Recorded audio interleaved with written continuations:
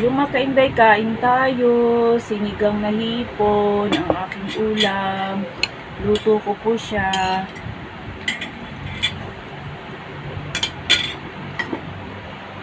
Tsaka chicken nuggets.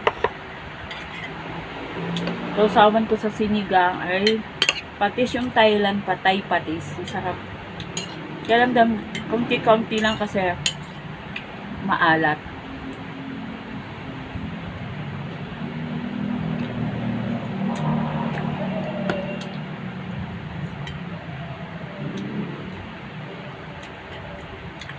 Ang nalo ko sa sinigang, ano lang, okra, kangkong, kalabanos, yun lang. Sobrang mahal ng gulay, panghalo pa lang, sobra na, sobrang mahal. Kayo, kumakain na ba kayo? Kakain.